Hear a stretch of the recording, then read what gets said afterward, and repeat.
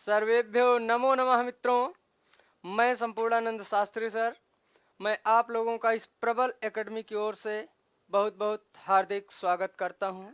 मित्रों, पिछली क्लास में आप पढ़े थे वर्णों का उच्चारण स्थान, कौन सा वर्ण कहाँ से बोला जाता है। मित्रों, वर्णों का उच्चारण स्थान जो होता है, पाणिनि शिक्षा के अनुसार 8 उच्चारण स्थान है। हमने कल 11 सूत्र आपको बताया था पिछली क्लास में। आप लोग उसके द्वारा उच्चारण स्थान समझ सकते हैं। उसके पहले मित्रों, उच्चारण स्थान के पहले प्रयत्न कि कोई भी वर्ण उच्चरित होने के पहले मुख के अंदर प्रयत्न होता है मित्रों। तो आज हम प्रयत्न टॉपिक को पढ़ेंगे। मित्रों, यहां पर आप देखिए, प्रयत्न को ही प्रयास कहते हैं, प्रयत्न को ही यत्न कहते हैं। प्रयत्न को ही क्या कहते हैं मित्रों? यत्न कहते हैं। इसी को प्रयास भी कहते हैं, इसी को चेष्टा भी कहते हैं, इसी को कोशिश भी कहते हैं, इत्यादि। मित्रों, वर्णों के उच्चारण करने की चेष्टा को ही या यत्न को ही प्रयत्न कहते हैं। एक बार यही प्रश्न पूछा था, प्रयत्न कितने प्रकार के होते हैं? प्रयत्न कितने प्रकार के होते हैं? प्रयत्न मित्रों 2 प्रकार के होते हैं। इसी को अगर संस्कृत में पूछ लेगा प्रयत्नः कतिधा, तो आप बताएंगे प्रयत्न द्विधा। प्रयत्नः द्विधा यानी धा माने प्रकार। हमने आपको पिछली कक्षा में बताया था कि किसी भी शब्द के बाद धा यदि लग जाए तो उसका अर्थ होता है प्रकार। जैसे पंच धा 5 प्रकार, एकादश धा 11 प्रकार, अष्टादश धा 18 प्रकार। किसी भी शब्द के बाद नहीं मित्रों, कुछ लोग कहेंगे कि यहां पर भी तो धा लगा है,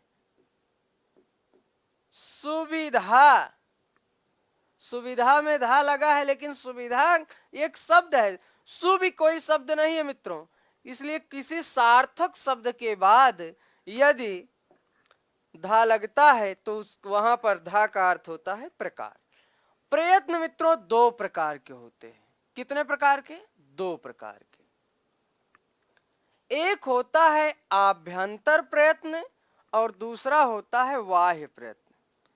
ध्यान दीजिएगा मित्रों, आभ्यंतर लिखा जाता है, बहुधा विद्यार्थी इसको गलत लिख देते हैं, आभ्यंतर लिख देते हैं, या में दीर्घ आकार लगा देते हैं। मित्रों, या में दीर्घ आकार नहीं होगा, आभ्यंतर। और दूसरा क्या है मित्रों? बाह्य प्रयत्न। वाह्य चाहे आप इस प्रकार लिखें, चाहे वाह्य आप इस प्रकार लिखें, हा को हलंत या। आप जान गए कि प्रयत्न कितने प्रकार के? प्रयत्न 2 प्रकार के। पहला है आभ्यंतर प्रयत्न और दूसरा क्या है? बाह्य प्रयत्न। प्रथम है आभ्यंतर प्रयत्न और द्वितीय क्या है? बाह्य प्रयत्न। मित्रों, आभ्यंतर प्रयत्न क्या होता है, बाह्य प्रयत्न क्या होता है, इसको जानिए। जिन वर्णों का उच्चारण मुख के आंतरिक भाग से होता है, जिन वर्णों का उच्चारण मुख के आंतरिक भाग से होता है उसे आभ्यंतर प्रयत्न कहते हैं, और जिन वर्णों का उच्चारण मुख के बाहरी भाग से होता है उसे बाह्य प्रयत्न कहते हैं। यह आभ्यंतर प्रयत्न भी मित्रों 5 प्रकार के होते हैं। कितने? 5 प्रकार के होते हैं। देखिए, प्रथम है मित्रों स्पृष्ट, द्वितीय है ईसत स्पृष्ट। कहीं कहीं ईसत लिखा रहता है, कहीं कहीं ईसद, दोनों सही है मित्रों संधि के नियम से। ईसत चाहे लिखा रहे चाहे ईसद।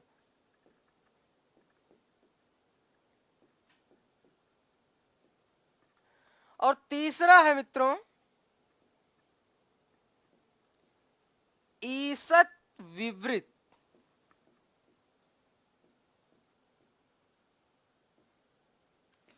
और चौथा है विवृत। पांचवा है मित्रों संवृत। आपसे अगर प्रश्न होता है कि आभ्यंतर प्रयत्न कितने प्रकार के होते हैं, तो आभ्यंतर प्रयत्न मित्रों कितने प्रकार के? 5 प्रकार के। वो कौन कौन से हैं? तो प्रथम है क्या? स्पृष्ट, और दूसरा क्या है? ईसत स्पृष्ट, तीसरा है ईसत विवृत, चौथा है विवृत और पांचवा है संवृत। स्पृष्ट का अर्थ होता है मित्रों स्पर्श, स्पृष्ट का अर्थ होता है स्पर्श, और ईसत का अर्थ होता है कुछ या थोड़ा या अल्प या तनिक। ईसत का अर्थ होता है थोड़ा। विवृत का अर्थ होता है मुख का खुलना, विवृत का अर्थ होता है मुख का खुलना, और संवृत का अर्थ होता है मुख का ढका होना अर्थात बंद होना। मित्रों, आभ्यंतर प्रयत्न की यह 5 प्रकार हैं: स्पृष्ट, ईसत, विवृत, विवृत और संवृत। स्पृष्ट की हिंदी होती है मित्रों क्या? स्पर्श।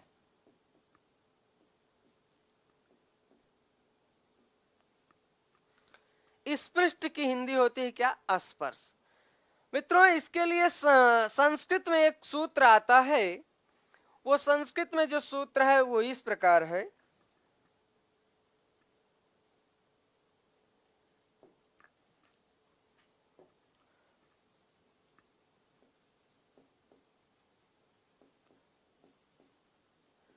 स्पृष्ट प्रयत्नम तु स्पर्शानाम, स्पृष्ट प्रयत्नम तु स्पर्शानाम। अर्थात स्पृष्ट प्रयत्न स्पर्श होते हैं, स्पर्श अर्थात स्पर्श वर्ण होते हैं।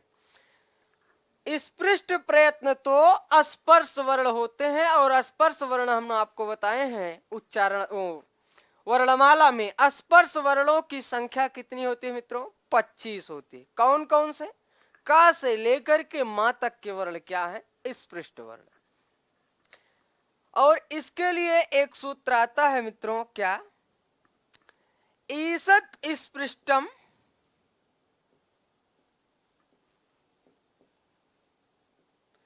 ईसत स्पृष्टम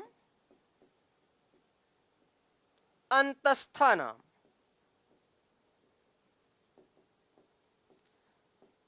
ईसत स्पृष्टम अंतस्थानाम। ईसत स्पृष्टम मतलब ईसत माने थोड़ा, स्पृष्ट माने स्पर्श करे, अंतस्था नाम माने अस्तंथ अंतस्थ वर्ण।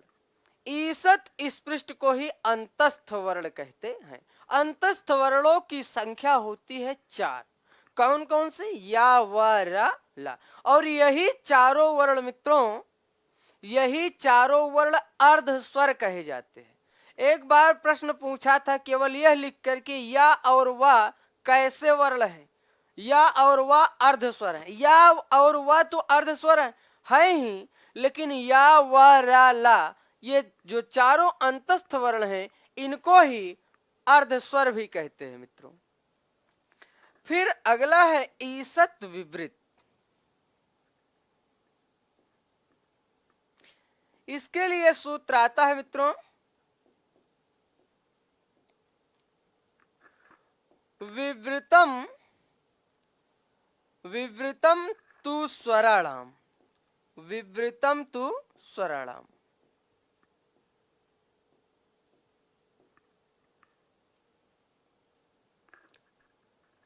मित्रों, ये जो विवृतम तु स्वराणाम है ये स्वरों का ये ईसत वाला है। ईसत विवृत होता है ईसत विवृत अंतस्थानाम, ईसत विवृतम ऊष्माणाम। मित्रों, ईसत विवृतम ऊष्माणाम।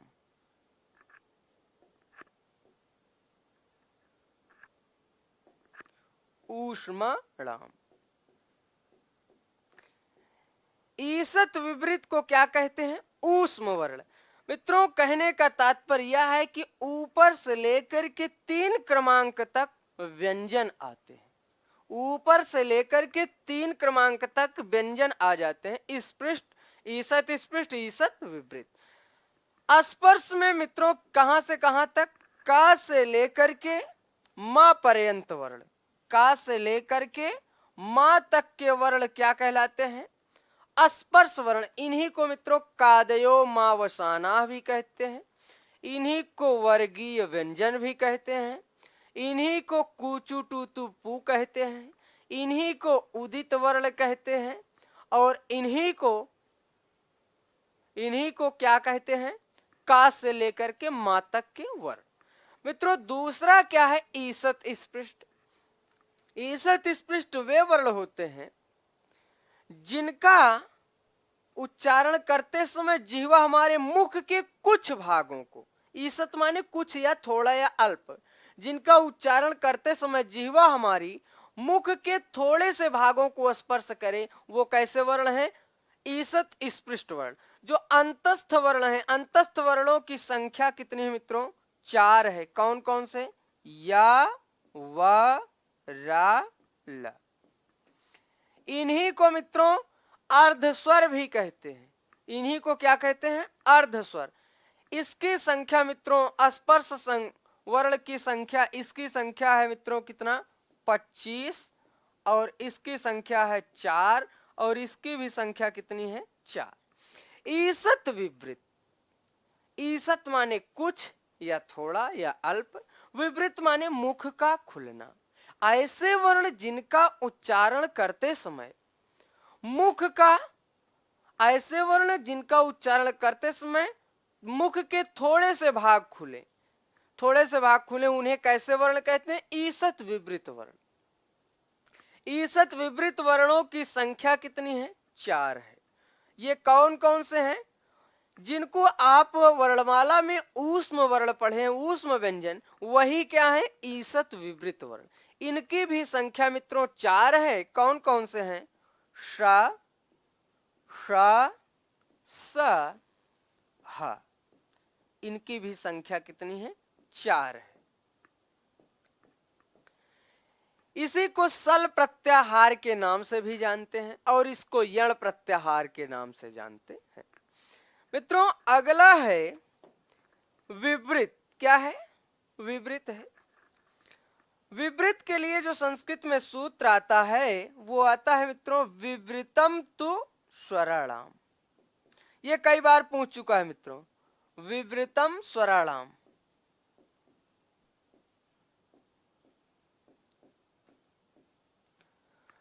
विवृत को ही क्या कहते हैं? स्वर कहते हैं, अर्थात स्वरों का आभ्यंतर प्रयत्न क्या होता है? विवृत होता है।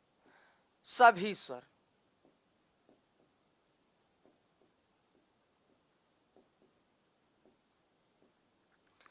फिर आता है मित्रों संवृत। संवृत वो होता है केवल हरस्व आ, हरस्व आवरणस्य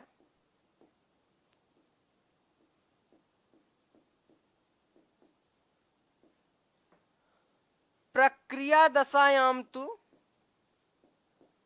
प्रक्रिया दशायां तु, प्रक्रिया दशायां तु संवृतम प्रयोग दशायां, संवृतम प्रयोग दशायां विवृतम। प्रयोग दशायां विवृतम।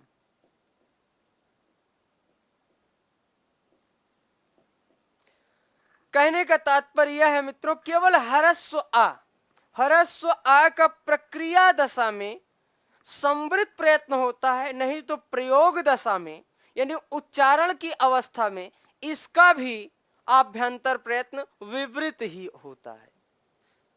क्या होता है? विवृत ही होता है। फिर से एक बार देख लीजिए, आभ्यंतर प्रयत्न कतिधा पंचधा, इस प्रकार भी प्रश्न पूछता है। पहले तो पूछेगा प्रयत्न कतिधा, प्रयत्न द्विधा, फिर पूछेगा आभ्यंतर प्रयत्न कतिधा, यानी आभ्यंतर प्रयत्न कितने प्रकार के होते हैं? तो आप बताएंगे आभ्यंतर प्रयत्न पंचधा। आभ्यंतर प्रयत्न 5 प्रकार के होते हैं। कौन कौन से? स्पृष्ट। स्पृष्ट इसके लिए जो सूत्र है, जो संस्कृत में पंक्ति है, वो ये है, स्पृष्ट प्रयत्नम तु स्पर्शानाम। ईसत स्पृष्ट के लिए ईसत स्पृष्टम अंतस्थानाम। ईसत विपरीत के लिए मित्रों ईसत विवृतम ऊष्माणाम। ईसत विवृतम ऊष्माणाम। विवृत के लिए मित्रों विवृतम तु स्वराणाम। विवृतम तु स्वराणाम। फिर क्या है? संवृत। संवृत के लिए हरस्व आवरणस्य। हरस्व आवरणस्य प्रक्रिया दशायां तु संवृतम। प्रयोग दशायां तु विवृतमेव। विवृत ही होता है किसमें? प्रयोग दशा में। मित्रों ये तो रहे क्या? आभ्यंतर प्रयत्न। आभ्यंतर प्रयत्न आप समझ गए 5 प्रकार की ये होते हैं। इसमें स्पर्श को, यानी कि जिसको आप वर्णमाला में स्पर्श व्यंजन पढ़े हैं वही स्पृष्ट वर्ण है। जिसको आप वर्णमाला में यण प्रत्याहार, इसको मित्रों क्या कहते हैं? अर्धस्वर भी कहते हैं। इसको अर्धस्वर भी कहते हैं इन चारों को। उसके बाद आप पढ़ें जिसको आप ऊष्म व्यंजन पढ़े मित्रों, उसी को यहाँ पर क्या कहा गया है? स्पर्श। आभ्यंतर प्रयत्न में, आभ्यंतर प्रयत्न में उसी को ईसत विवृत कहा गया है। और जो स्वर हैं उन्हीं को क्या कहा गया है? विवृत। और केवल हरस्व आ, हरस्व यानी आकार का संवृत प्रयत्न होता है। जब केवल आ का पूछेगा तो संवृत, जब सभी स्वरों का पूछेगा तो विवृत। यानी कि इसी प्रश्न को घुमाकर इस प्रकार दे सकता है, हरस्व आ का प्रयोग दशा में आभ्यंतर प्रयत्न क्या होगा? प्रयोग दशा में यानी उच्चारण की अवस्था में, तब आपको विवृत लगाना। प्रयोग दशायाम तु विवृतमेव। मित्रों इतना आप जान गए। इसके बाद आता है क्या? वाह्य प्रयत्न। क्या आता है? वाह्य प्रयत्न। वाह्य प्रयत्न भी कितने प्रकार के होते हैं? वाह्य प्रयत्न भी 11 प्रकार के होते हैं। वाह्य प्रयत्न 11 प्रकार के होते हैं। इस आभ्यंतर और प्रयत्न को याद करने का जो मित्रों तरीका है, मान लीजिए आप भूल सकते हैं, तो आभ्यंतर प्रयत्न कैसे जानेंगे कि आभ्यंतर प्रयत्न 5 ही होते हैं?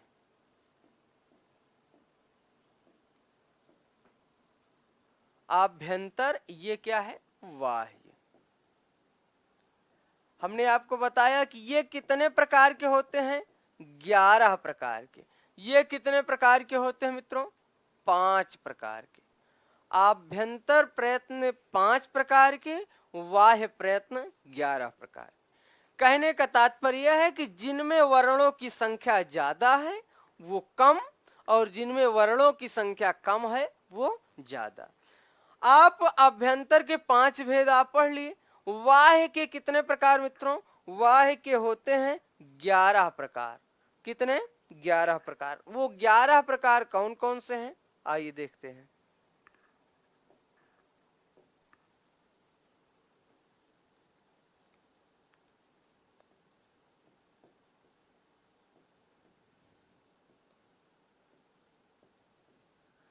प्रथम है क्या मित्रों? संवार। दूसरा है क्या? विवार। तीसरा है श्वास। चौथा है नाद। पांचवा है घोष। छठवा है अघोष।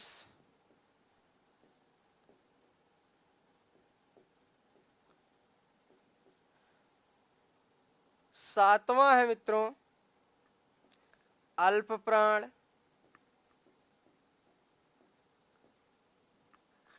सातवां क्या है मित्रों? अल्प प्राण।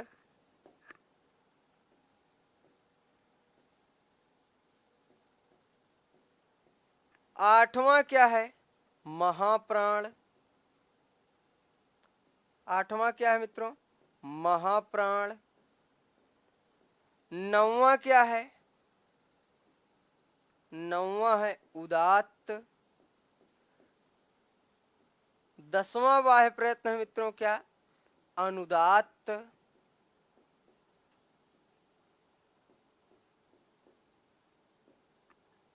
11वां है स्वरित। 11वां है स्वरित। इस प्रकार इनकी संख्या कितनी है? 11 है। एक बार यही प्रश्न पूछा था, आभ्यंतर प्रयत्न की संख्या है तो 5, बाह्य प्रयत्न की संख्या है तो 11। बाह्य प्रयत्न की संख्या कितनी है? 11 है। 11 में कौन कौन से हैं? प्रथम क्या है? प्रथम है संवार, द्वितीय है विवार, तृतीय है श्वास, चतुर्थ है नाद, पंच है घोष। इसी को मित्रों सघोष भी कहते हैं, घोष को ही सघोष कहते हैं। छठवां है अघोष, सातवां है अल्प प्राण, आठवां है महाप्राण, नौवां है उदात्त, 10वां है अनुदात्त, 11वां है स्वरित।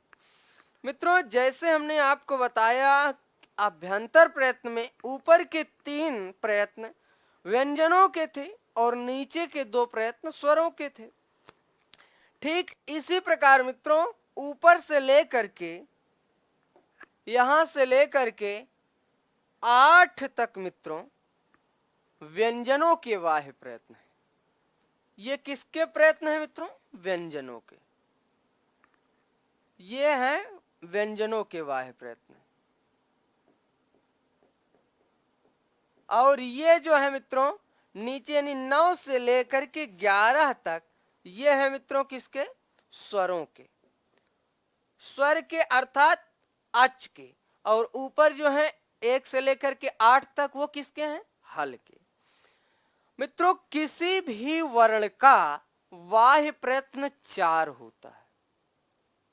ध्यान से समझिएगा, किसी भी वर्ण का, किसी भी व्यंजन वर्ण का बाह्य प्रयत्न 4 होता है, 1 नहीं होता है, 4 होता है। उसको समझने के लिए सबसे पहले आप इतना समझें,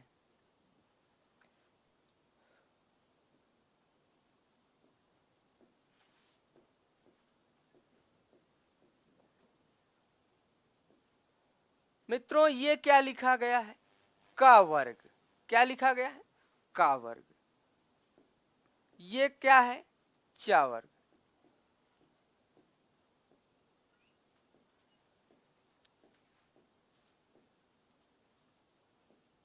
ये क्या है? टा वर्ग।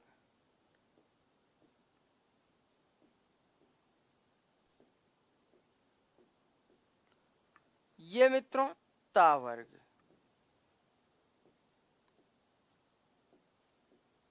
ये ता वर्ग। ये पा वर्ग।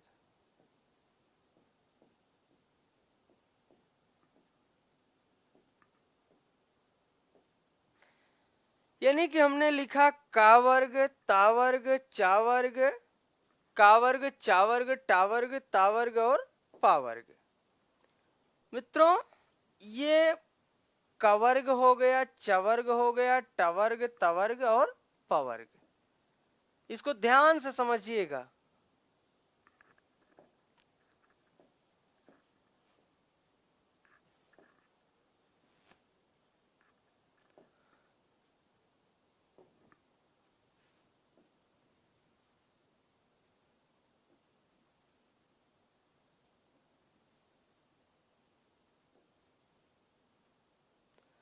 मित्रों ये हम कहें अगर का वर्ग है, क्या का वर्ग को हम क्या लिख सकते हैं?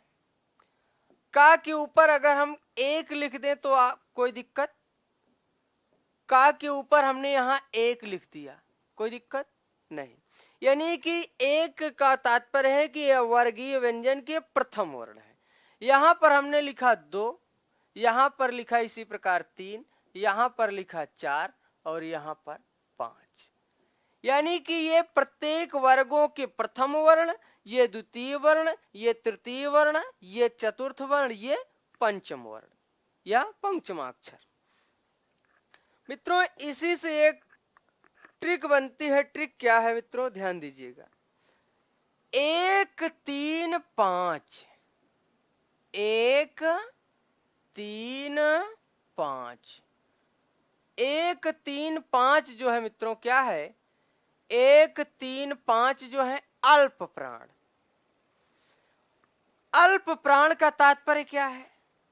अल्प माने थोड़ा, प्राण माने यहां पर जीवात्मा से तात्पर्य नहीं मित्रों, प्राण माने वायु। ऐसे वर्ण जिनका उच्चारण करते समय हमारे मुख से अल्प वायु निकले, थोड़ी वायु निकले, उन्हें हम अल्प प्राण कहते हैं।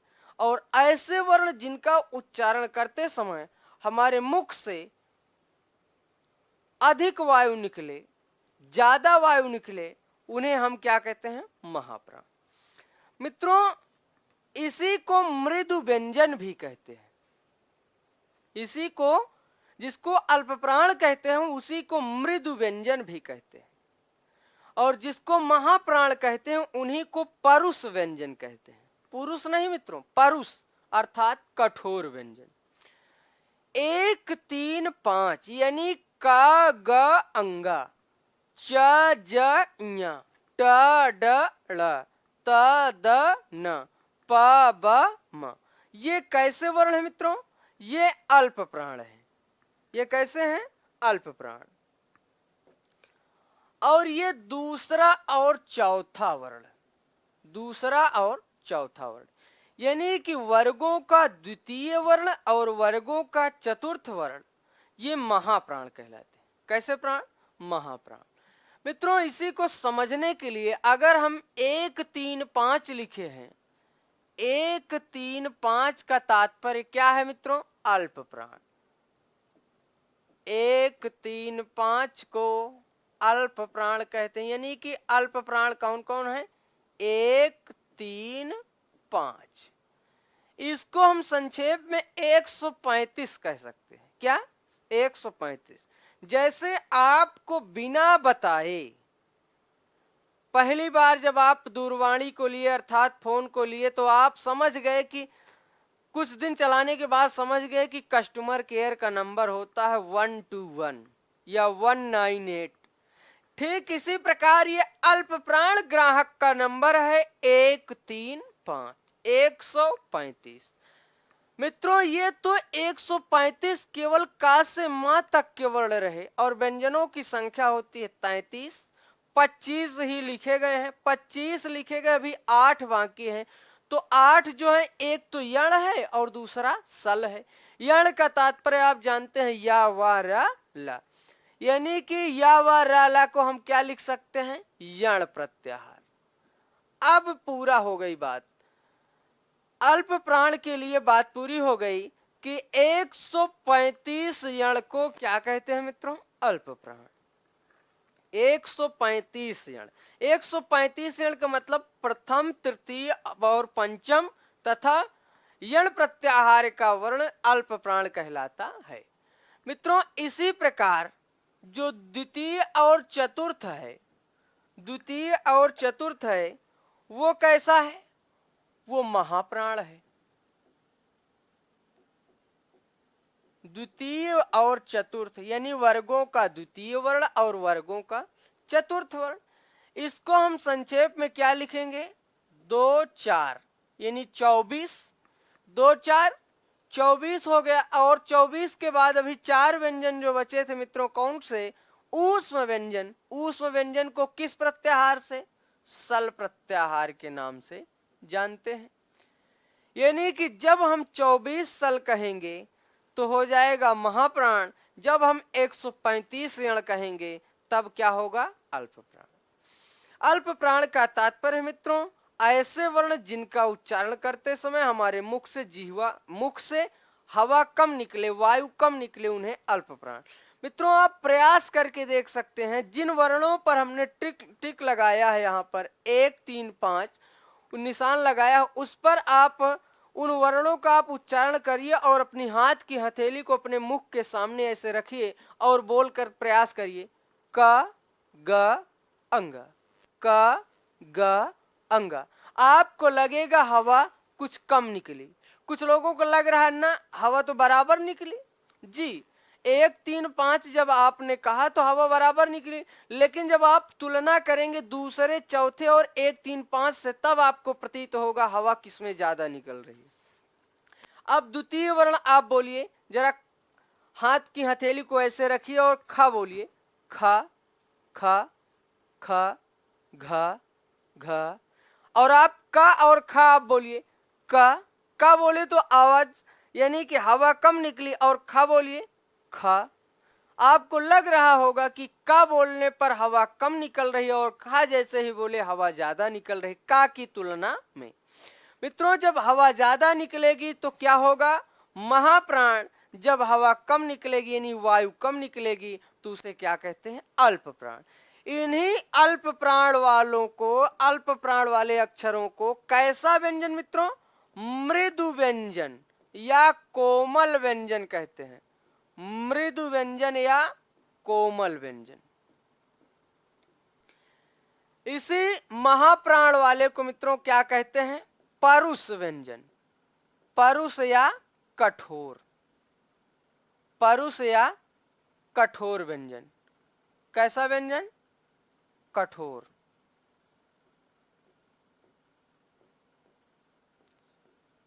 कठोर व्यंजन।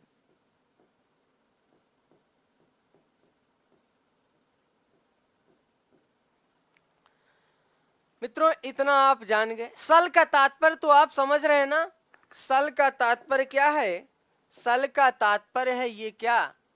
तीनों प्रकार के सा और हा। ठीक इसी प्रकार यहां भी आप समझ रहे हैं ना? यण का तात्पर्य क्या है?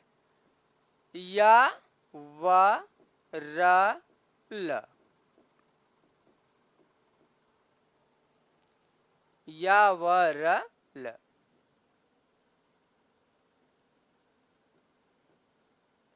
या, व, र, ल। मित्रों, 1 3 5 और यण प्रत्याहार का वर्ण अल्प प्राण और 2 4 और सल प्रत्याहार का वर्ण महाप्राण कहलाता है। इतनी बात आप जान गए। अब हम इसी में चर्चा करेंगे।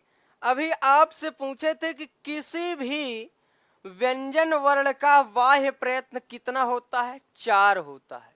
कितना मित्रों? 4। इसके बाद एक सूत्र आता है, अल्प प्राण और महाप्राण जान गए मित्रों। इसके बाद है एक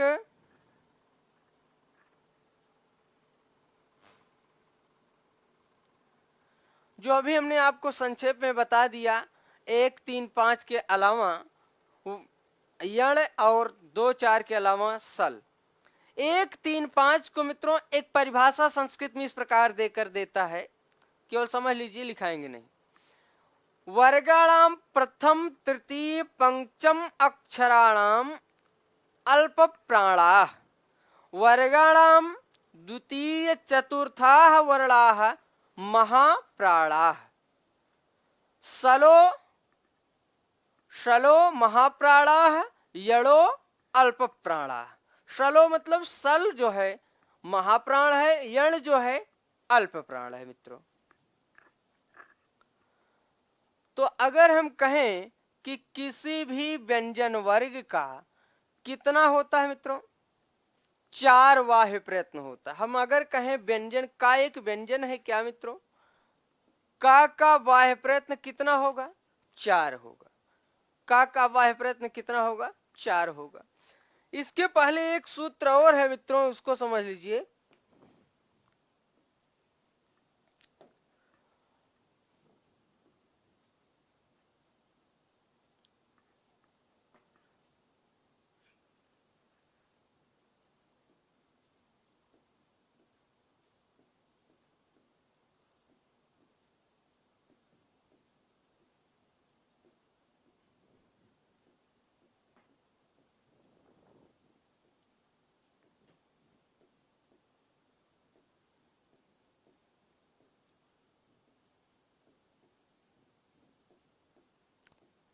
मित्रों, क्या लिखा है?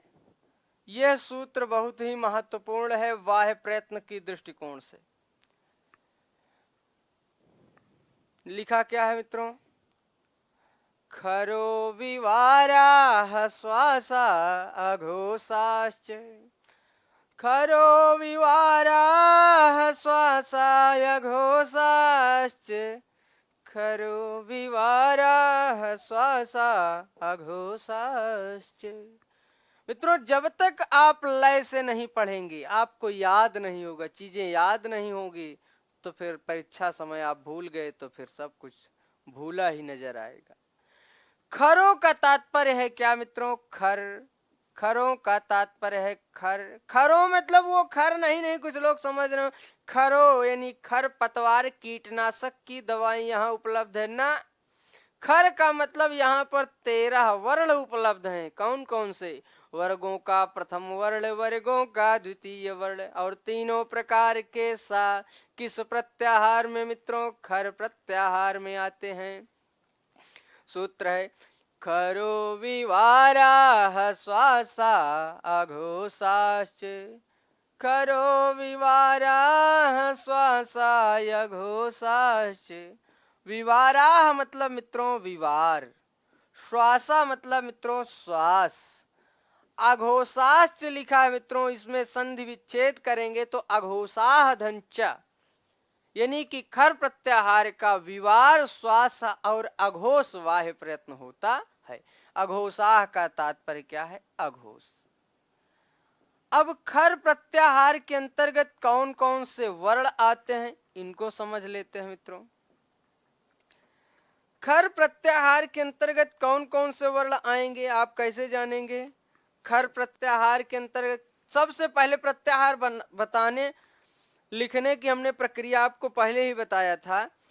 किसी भी प्रत्याहार को बनाने के लिए आपके लिए एक समस्या है। मान लीजिए आप कुछ नहीं जानते, तब तो महेश्वर सूत्र में आप ख को ढूंढेंगे। ख कहाँ मिला? 11वें सूत्र का प्रथम वर्ण है क्या? ख। उसके बाद र आपको कहाँ मिला मित्रों?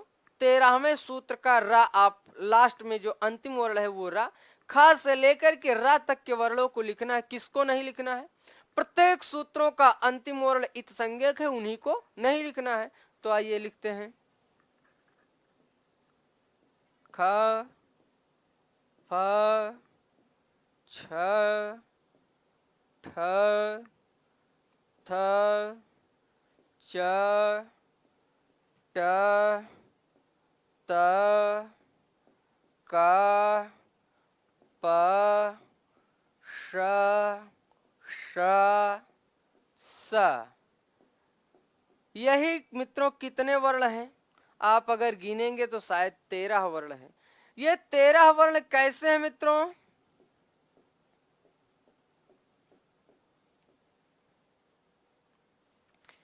अगर हम कहें ये दो हैं, ये दो दो दो दो, एक एक एक एक एक, इसका तात्पर्य हम पहले भी बताए थे। इसका तात्पर्य ये नहीं है कि 22,222 और 11,111। इसका तात्पर्य है कि वर्गों का द्वितीय वर्ण और वर्गों के प्रथम वर्ण। इसी को खर प्रत्याहार के अंतर्गत हम संक्षेप में अगर लिखना चाहें तो इसी को हम लिख सकते हैं 1, 2 और तीनों प्रकार के स। प्रत्याहार का अर्थ ही होता है संक्षिप्तीकरण। वर्णों का संक्षेप कर दे वो प्रत्याहार है और पदों का संक्षेप कर दे वो क्या है? समास है। ध्यान दीजिएगा, नहीं तो समास का भी अर्थ होता है संक्षेप करना और प्रत्याहार का भी अर्थ होता है संक्षेप करना। हमने आपको बताया था कि वर्णों को ज्यादा न लिख करके कम लिखना हो, कम लिखकर दर्शाया जाए तो प्रत्याहार के माध्यम से। ठीक इसी प्रकार आप अंग्रेजी में जैसे लिखते हैं क्या? पंडित। पंडित आप लिखते हैं मित्रों, इसमें भी एक प्रत्याहार छिपा है। क्या है? प्रत्याहार आप करते हैं पहला वर्ण और अंतिम वर्ण। यहां पर भी तो हमने लिया पहला और अंतिम वर्ण लिया, पीटी लिख दिया। आप क्या समझ लेते हैं? पंडित। पूरे वर्णों का बोध हो गया। इसी प्रकार आप अंग्रेजी में समझते हैं मित्रों DOCTOR। क्या है? DOCTOR, doctor. इसी को मित्रों आप संक्षेप में लिखते हैं DR। क्या हो गया? यह भी एक प्रत्याहार है। वर्णों को संक्षेप में लिख देने वाली प्रक्रिया को ही क्या कहते हैं मित्रों? प्रत्याहार कहते हैं। तो खर प्रत्याहार के अंतर्गत कौन कौन से वर्ण आते हैं मित्रों? खर प्रत्याहार के अंतर्गत खा फा छा ठा था चा टा ता का पा शा शा सा, ये 13 वर्ण आते हैं मित्रों। और इनका जो खर प्रत्याहार के वर्ण है, इनका वाह्य प्रयत्न क्या है? विवार, श्वास और अघोष। विवार, श्वास और अघोष। इसी प्रकार एक दूसरा सूत्र है मित्रों,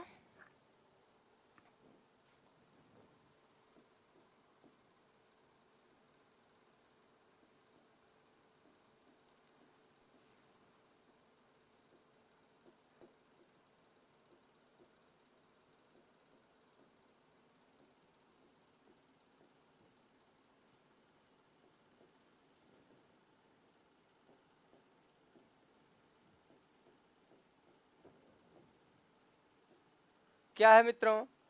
हसो संवारः नादा घोषाश्चे, हसो संवारः नादा घोषाश्चे, हसो संवारः नादा घोषाश्चे।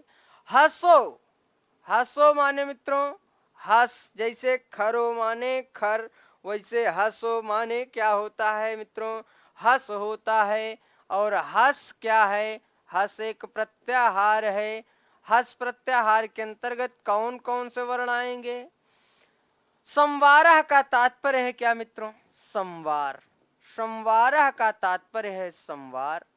नादा का तात्पर्य है मित्रों क्या? नाद। घोषाश्च है लिखा मित्रों, जब इसका संधि विच्छेद करेंगे तो घोषाह धन च, यहां पर क्या? घोष। इसी घोष को मित्रों क्या कहते हैं? सघोष कहते हैं। हस प्रत्याहार के अंतर्गत कौन कौन से वर्ण आएंगे मित्रों? हस प्रत्याहार के अंतर्गत आने वाले वर्ण क्या हैं? प्रत्याहार आप बनाना कैसे जानेंगे मित्रों? महेश्वर सूत्र में हा वर्ण का अन्वेषण करेंगे। कहाँ मिला? हा आपको 2 जगह मिला, एक 14वें में मिला और एक 5वें में। तो 14वें वाले को नहीं, क्यों नहीं लेंगे? क्योंकि आपको सा भी लेना है। सा, हा के बाद अगर 14वें को ले लेंगे तो सा कहाँ से पाएंगे? फिर इसमें पीछे नहीं मुड़ना होता है। नहीं सोचिए बैक गियर लगा के फिर पीछे मुड़ लेंगे ना। तो 5वें का प्रथम वर्ण है वरट से मित्रों, हा से लेकर के और सा कहाँ मिलेगा? 10वें में, जब गढ़ 10 में सा मिलेगा। 5वें से लेकर के 10वें का जब गढ़ 10 तक हम चलेंगे, वहां तक के वर्णों को लिखेंगे। और किसको नहीं लिखेंगे मित्रों? जो प्रत्येक सूत्रों का अंतिम वर्ण है, इत संज्ञक वर्ण है, जो हलंत वर्ण है, उन्हीं को हमको नहीं लिखना है। आइए देखते हैं। 5वें से लिख रहे हैं मित्रों, हा, या, व, र, टा लिखा जाएगा मित्रों? नहीं लिखा जाएगा। क्यों? क्योंकि यह हलंत वर्ण है। इसकी क्या संज्ञा? इत संज्ञा। और जिसकी इत संज्ञा उसका तस्लोपा से लोप हो जाएगा। तो आगे क्या है? ल, य, म, अंगा, ळ, न, झ, भ, घ, ढ, ध, ज, ब, ग, ड, द। मित्रों इतने वर्ण किसके अंतर्गत आते हैं? हस प्रत्याहार के अंतर्गत। हस प्रत्याहार मित्रों 20 वर्ण होते हैं। 1 2 3 4 5 6 7 8 9 10 11 12 13 14 15 16 17 18 19 20। अगर हम कहें मित्रों ये क्या है? 20 वर्ण हैं। यही क्या है? हस प्रत्याहार के अंतर्गत आते हैं। और जो हस प्रत्याहार के अगर कहें व्यंजन को 2 भागों में बांटा गया है तो यही है, खर और हस। 13 उसमें आते हैं और 20 इसमें आते हैं। व्यंजन की संख्या कितनी? 33। 20 ये हो गया और खर में कितने हैं? 13। 20 13 33। यानी कि हस के अंतर्गत कुछ व्यंजन और खर के अंतर्गत कुछ व्यंजन, दोनों को जोड़ लेंगे तो कुल व्यंजनों की संख्या। मित्रों जो हस प्रत्याहार के अंतर्गत वर्ण आए हैं उनका वाह्य प्रयत्न होता है क्या? उनका वाह्य प्रयत्न होता है संवार नाद घोष। संवार नाद घोष। और आप जानते हैं कि किसी भी वर्ण का वाह्य प्रयत्न 4 होता है। कितना होता है मित्रों? 4।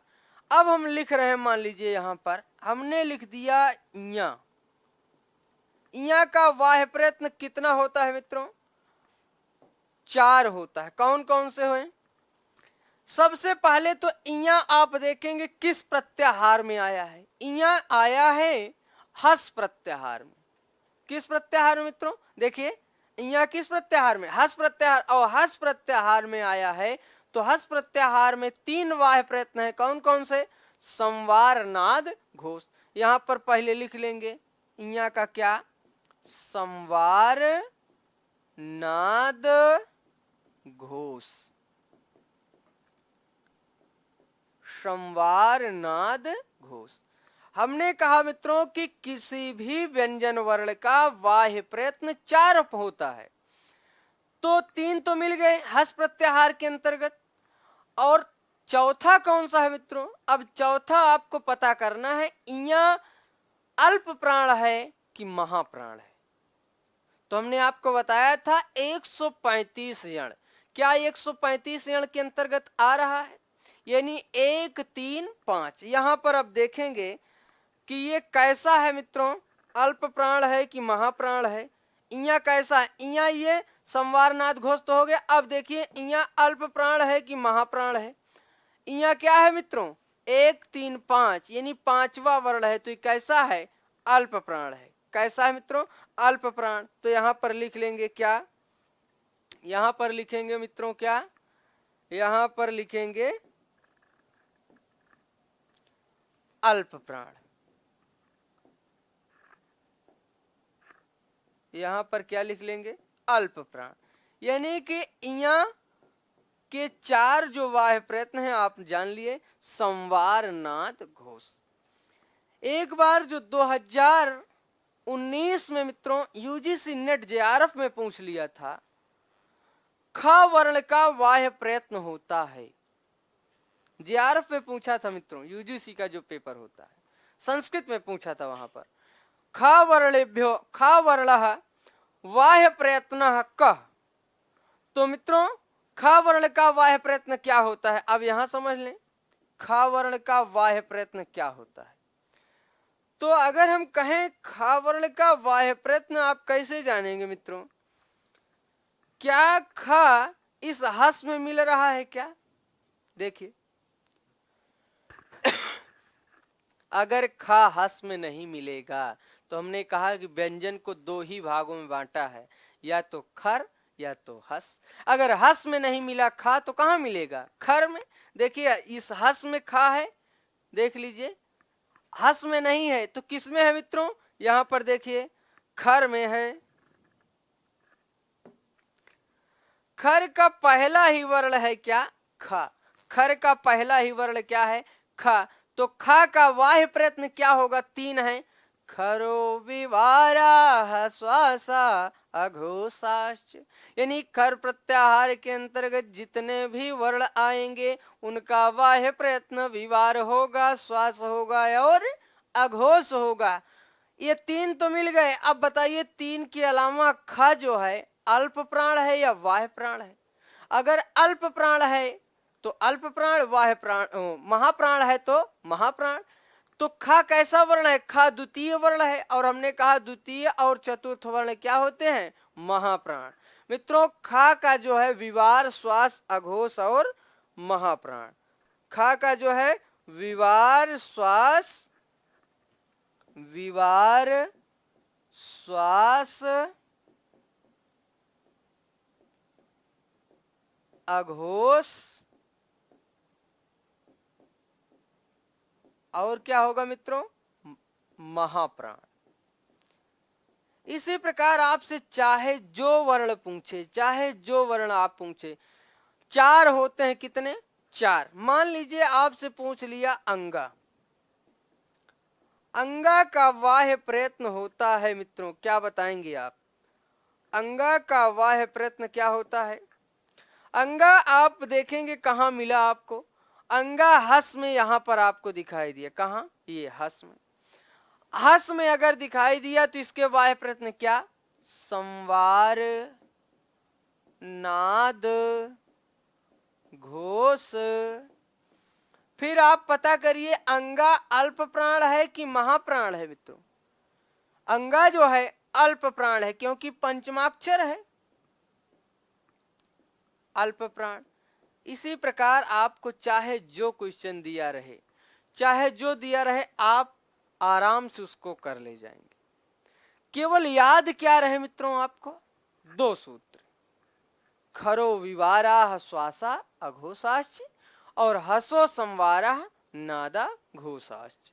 हस के अंतर्गत 20 वर्ण और खर के अंतर्गत 13 वर्ण आते हैं।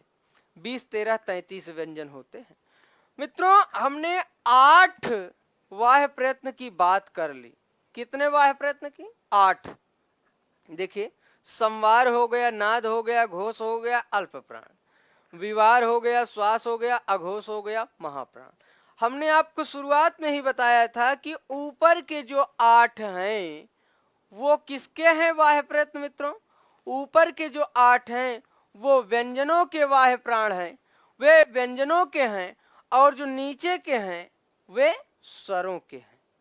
वे नीचे के जो हैं 9, 10, 11 ये स्वरों के बाह्य प्रयत्न हैं। और जो ऊपर के 8 हैं वे व्यंजनों के बाह्य प्रयत्न हैं। मित्रों उदात्त क्या होता है इसको आराम से समझ लीजिए। 9वां क्या है? उदात्त।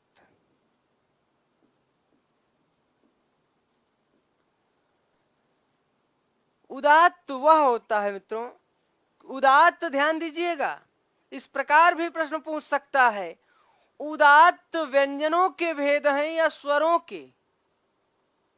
उदात्त बाह्य प्रयत्न व्यंजन का होता है या स्वर का?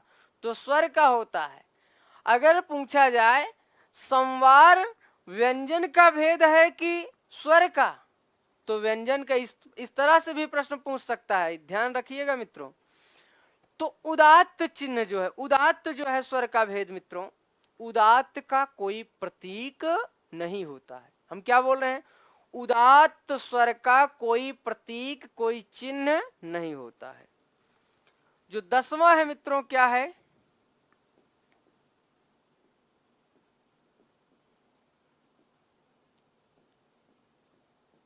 अनुदात्त। 11वां है मित्रों क्या? स्वरित।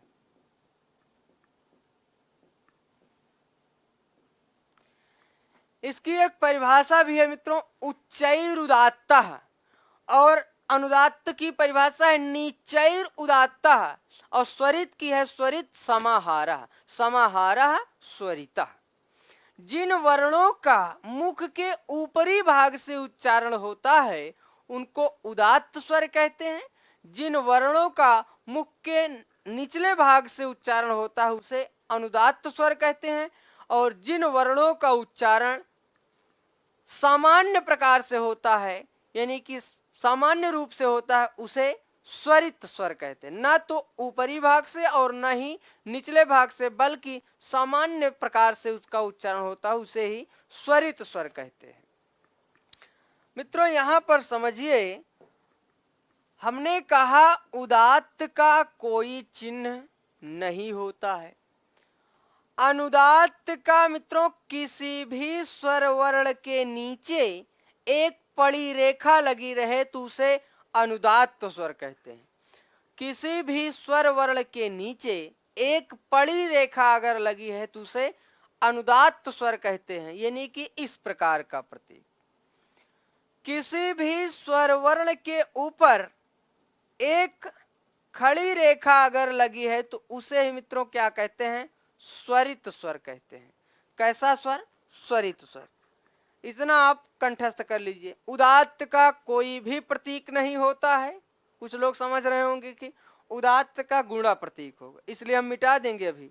उदात्त का कोई चिन्ह नहीं होता। कहने का तात्पर्य इस प्रकार, उदात्त का कोई चिन्ह नहीं होता है।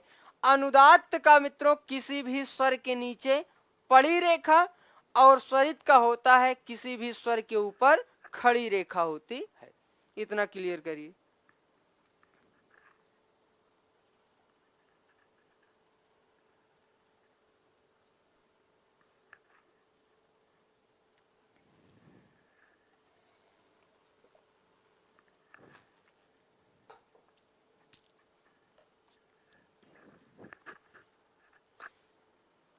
मित्रों, उदात्त का कोई भी प्रतीक नहीं होता है।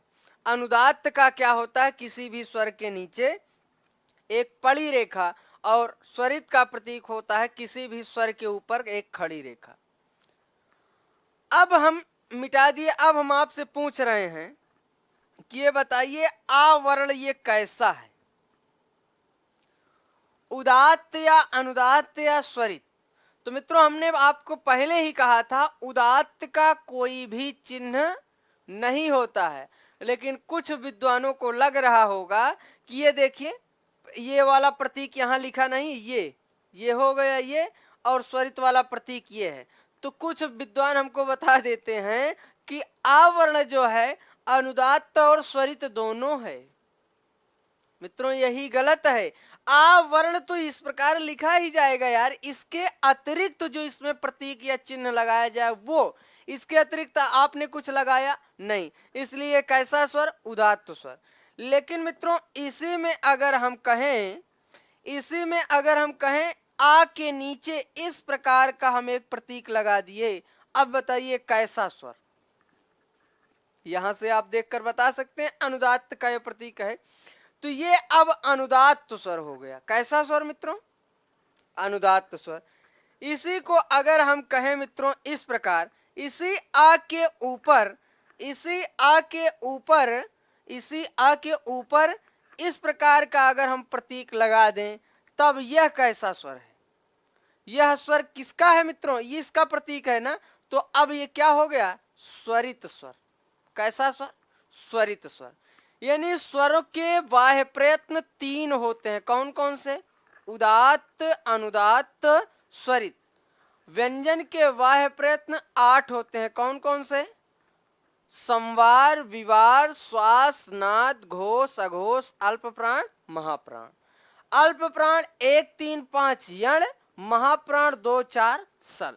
इसी प्रकार मित्रों, अगर आपसे पूछ ले ई वर्ण क्या है, उदात्त है, अनुदात्त है, स्वरित है, कैसा है मित्रों, ई का कोई प्रतीक नहीं लगा, इसलिए क्या है, उदात्त है। इसी में इस प्रकार का प्रतीक लग जाए तब ई वर्ण क्या है मित्रों, तब ई वर्ण क्या है, अनुदात्त स्वर है। इसी में इस प्रकार का प्रतीक लग जाए मित्रों, तब कैसा स्वर है, ये स्वरित स्वर है। केवल बस इतना ही पूछता है। एक बार इस प्रकार पूछ लिया था मित्रों, इसी को देख करके उदात्त को ही पूछा था, उच्चैः डाट डाट करके दिया था। उच्चैः का तात्पर्य क्या है मित्रों, उदात्तः। आप किसी वैदिक विद्वान को देखते होंगे, जो वैदिक विद्वान होता है वो मंत्रों का जब जाप करता है तो कुछ इस प्रकार, जब इस प्रकार हस्त को उठाता है ऊपर तो ये उदात्त है, और जब इस प्रकार नीचे करता है हाथ को तो वो क्या है, अनुदात्त है, और जब इस प्रकार करता है इसी को मित्रों क्या कहते हैं, स्वरित कहते हैं। यही क्या है, स्वरित है। वेदों में ये इनका प्रयोग कहाँ किया गया है अगर आप पूछेंगे, तो इनका प्रयोग मित्रों वेदों में किया गया है। लौकिक संस्कृत में इनका प्रयोग नहीं किया गया है, इनका प्रयोग केवल वेदों में किया गया है। मित्रों, तो स्वर के कितने प्रकार, 3 प्रकार। व्यंजन के वाह्य कितने हैं, 8 प्रकार के। और आप पुनः एक बार फिर से देख लीजिए, रिवीजन कर लीजिए। प्रयत्न कितने प्रकार के, यहीं से प्रश्न शुरू होगा मित्रों। प्रयत्न 2 प्रकार के। प्रयत्नः तु द्विधा, प्रयत्नः कतिधा, प्रयत्नः द्विधा। द्विधा मतलब 2 प्रकार के। प्रयत्न 2 प्रकार के कौन कौन से, प्रथम है आभ्यंतर प्रयत्न और द्वितीय है क्या, बाह्य प्रयत्न। इसी प्रकार प्रश्न पूछ लेगा आभ्यंतर प्रयत्न कतिधा, तो आभ्यंतर प्रयत्न पंचधा। आभ्यंतर प्रयत्न मित्रों 5 प्रकार के होते हैं। प्रथम है स्पृष्ट, द्वितीय है ईसत स्पृष्ट, तृतीय है ईसत विवृत, चतुर्थ है विवृत, पंचम है क्या? विवृत। स्पृष्ट का मतलब वह है मित्रों स्पर्श। ऐसे वर्ण जिनका उच्चारण करते समय हमारी जिह्वा मुख के विभिन्न भागों को स्पर्श करती है, उन्हें कैसा वर्ण कहते हैं? स्पर्श वर्ण। इनकी संख्या मित्रों 25 होती है। कितनी? 25। का से लेकर के मां तक के वर्ण क्या है? स्पर्श वर्ण। इसी को कादियो मावसाना कहते हैं, इसी को वर्गीय व्यंजन बताए थे। ईसत स्पृष्ट क्या होता है मित्रों? ईसत शब्द का प्रयोग आया है, अगर आप ज्यादा जानना चाहेंगे तो अभिज्ञान शाकुंतलम में है मित्रों। ईसद ईसत चुंबितान, इस प्रकार करके प्रश्न आया है। ईसत माने थोड़ा थोड़ा, ईसत माने थोड़ा, ईसत माने थोड़ा, स्पृष्ट माने स्पर्श करे। ऐसा वर्ण जिनका उच्चारण करते समय जिह्वा हमारे मुख के थोड़े से भागों को स्पर्श करे, थोड़े से भागों को स्पर्श करे, उसे कैसा वर्ण कहते हैं? ईसत स्पृष्ट वर्ण। इसी को वर्णमाला में अंतस्थ व्यंजन कहते हैं मित्रों। 25 की तुलना में क्या ये 4 थोड़े हैं कि नहीं? थोड़े हैं, इसलिए या व ला इन्हीं को अंतस्थ वर्ण कहते हैं। इसी को प्रयत्न के दृष्टिकोण से कैसा? ईसत स्पृष्ट वर्ण कहते हैं मित्रों। फिर से ध्यान दीजिएगा, या व ला को ही अर्ध स्वर कहते हैं, या व ला को ही अर्ध स्वर कहते हैं। फिर क्या है मित्रों? ईसत विवृत। विवृत माने होता है मुख का खुलना। इन वर्णों का आप उच्चारण बिना मुख खोले नहीं कर सकते हैं। ईसत माने थोड़ा। इन वर्णों का उच्चारण करते समय आपको मुंह थोड़ा खोलना पड़ेगा। श, स, श, ह। बिना मुख खोले इनका उच्चारण नहीं हो सकता। ईसत के कितना? थोड़ा सा। लेकिन विवृत इसका है मित्रों, विवृतम तु स्वराणाम। स्वरों का जो आभ्यंतर प्रयत्न होता है वो विवृत होता है। विवृत का तात्पर्य है मुख का खुलना। विवृत का तात्पर्य है मित्रों क्या? मुख का खुलना। ऐसे वर्ण जिनका उच्चारण करते समय मुख को खोलना पड़े, वे कैसे वर्ण, कैसे आभ्यंतर प्रयत्न? विवृत। मित्रों जो सभी स्वर हैं इनका आभ्यंतर प्रयत्न विवृत होता है। बिना मुख खोले इनका उच्चारण नहीं हो सकता है। नहीं, आप करके देखिए, प्रयास करके देखिए। अ, ई, उ, री, लरी, ए, ओ, ऐ, औ। ठीक अभी हमने आपको जब उच्चारण किया, बताया, तो मुख खोलना पड़ा हमको। लेकिन कुछ लोग सोच रहे हैं मुख खुल नहीं रहा था, जबरदस्ती खोल रहे थे। अब आप प्रयास करके देख लीजिए मित्रों। आप देखिए, अब फिर से हम इन्हीं वर्णों का उच्चारण कर रहे हैं, लेकिन मुख अब बंद कर रहे हैं। आपको अस्पष्ट ध्वनि प्रतीत हो रही है, देखना।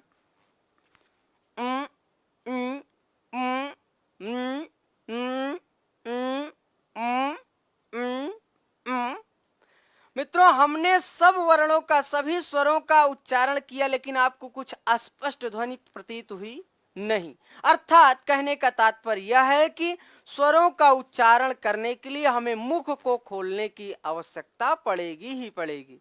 मित्रों आ, ई, उ, देखिए किसी भी स्वर का आप उच्चारण कर रहे हैं, मुख खुल रहा है कि नहीं? आ, ई, उ, री, लरी, ए, ओ, ऐ, औ। एक बार प्रश्न यही पूछा था मित्रों, संवृत क्या होता है? संवृत का यहां पर लिखा, हरस्व आवरण से प्रक्रिया दशायाम तो संवृतम, प्रयोग दशायाम तो विवृतम। प्रक्रिया दशा में मित्रों, सिद्धि की दशा में, प्रयोग सिद्धि की दशा में संवृत, लेकिन उच्चारण की दशा में इसका क्या होता है? विवृत व आभ्यंतर प्रयत्न होता है। किसका मित्रों? केवल इसी आ का। ध्यान दीजिएगा, इस आ के अलावा इसका दीर्घ रूप का भी नहीं होगा, केवल हरस्व आ का, यानी लघु आ का। मित्रों यह हुआ आभ्यंतर प्रयत्न।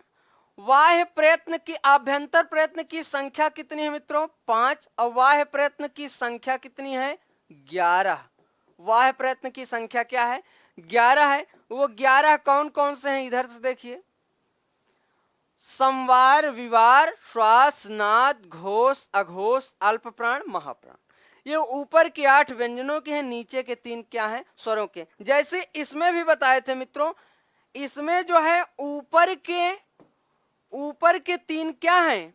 ऊपर के जो तीन भेद हैं, ये ऊपर के जो तीन भेद हैं ये व्यंजनों के हैं। देखिए यहाँ से का से मातक व्यंजन, यहाँ या वा र और यहाँ स श ह। और ये जो नीचे के दो हैं मित्रों, ये किसके भेद हैं? स्वरों के। इस प्रकार भी प्रश्न बन सकता है मित्रों कि आभ्यंतर प्रयत्न के प्रथम तीन भेद व्यंजनों के हैं या स्वरों की, या दोनों की, या इनमें से कोई नहीं। इस प्रकार का प्रश्न बन रहा है। अब आप ध्यान दीजिएगा। तो ऊपर की जो 8 हैं वो व्यंजन के, नीचे के 3 स्वरों के। हमने आपको बताया कि अल्प प्राण और महाप्राण क्या होता है। मित्रों अल्प प्राण और महाप्राण, यहां पर देखिए ये क्या है मित्रों? अल्प प्राण और महाप्राण। 1 3 5 हमने आपको बताया कि जैसे आप फोन लिए थे, पहली बार सिम चलाए तो बिना कुछ बताए जब फोन में गड़बड़ी आई तो कहां लगाए? 121, यानी कस्टमर केयर का नंबर 121। ठीक इसी प्रकार हमारे यहाँ कस्टमर केयर क्या है? अल्प प्राण जी। अल्प प्राण जी हैं 135। 135 यार्ड। अब आप जैसा सिम हो, जियो का है तो जियो वाले लगाइए ये, लेकिन ये सिम कैसा लिए हैं? यण का सिम लिए हैं, यानी 135 यण अल्प प्राण और 24 सल महाप्राण। 24 का तात्पर्य क्या है मित्रों? वर्गों का द्वितीय और वर्गों का चतुर्थ। और यहाँ 135 का तात्पर्य क्या है? वर्गों का प्रथम तृतीय पंचम, और यण का तात्पर्य या वा रा ला। यानी कि इनका जो है बाह्य प्रयत्न क्या होता है? अल्प प्राण, और इनका बाह्य प्रयत्न क्या होता है? महाप्राण।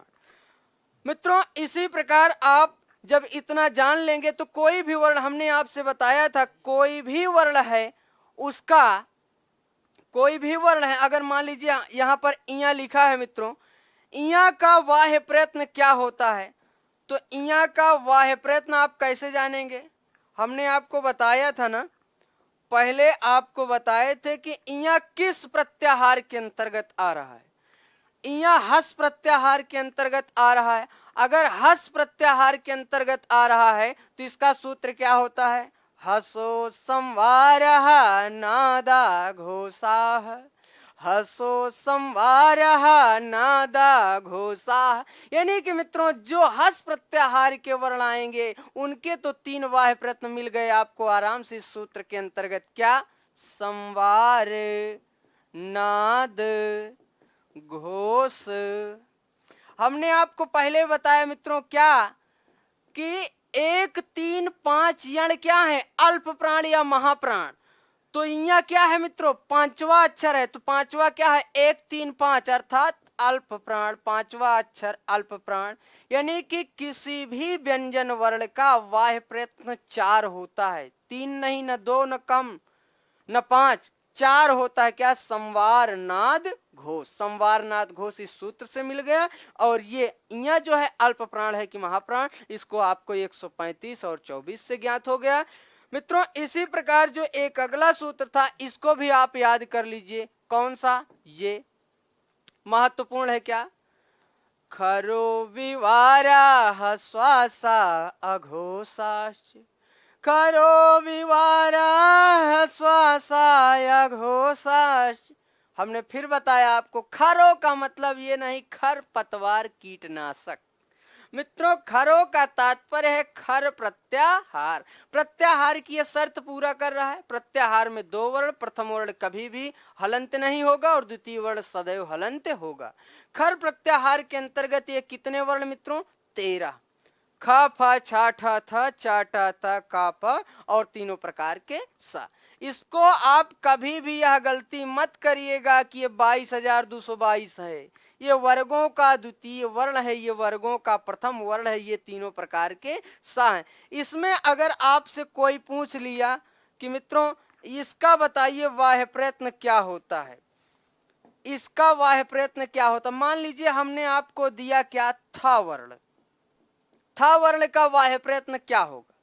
तो था किस प्रत्याहार का है? या तो खर का होगा या तो हस का होगा, क्योंकि व्यंजन को 2 भागों में बांटा, 2 प्रत्याहार में, या तो खस, या तो खर, या तो हस। मित्रों ये था कहाँ मिला आपको? था आपको दिख रहा है किस प्रत्याहार में है मित्रों? ये था जो है इसी खर प्रत्याहार में। अगर खर प्रत्याहार में है तो इसके बाह्य प्रयत्न कितने हैं? 3। कौन कौन से? विवार, श्वास और अघोष, यानी कि 3 लिख लेंगे। क्या मित्रों? विवार, श्वास, अघोष। अब प्रश्न उठता है मित्रों, विवार, श्वास, अघोष के बाद प्रश्न उठता है क्या, ये बताइए, ये अल्प प्राण है कि महाप्राण है? हमने आपको बताया 135 यण अल्प प्राण, 24 सल महाप्राण। तो बताइए वर्गों का ये द्वितीय वर्ण है कि नहीं? वर्गों का द्वितीय यानी दूसरा, चौथा, यानी ये क्या है? महाप्राण। मित्रों इसी प्रकार चाहे जो क्वेश्चन आए, हम अब समझ रहे हैं कि आप लोग समझ चुके, क्योंकि 2 बार एकदम रिवीजन के तौर पे बता दिए। जहां अगर कोई भी क्वेश्चन आपसे फंसता है फिर से मिला जाएगा। आज के लिए बस इतना ही मित्रों, आगे फिर मिलेंगे अगली कक्षा में। जयतु भारतम, जयतु संस्कृतम। नमो नमः मित्रों, पुनः मिलामः। धन्यवाद मित्रों।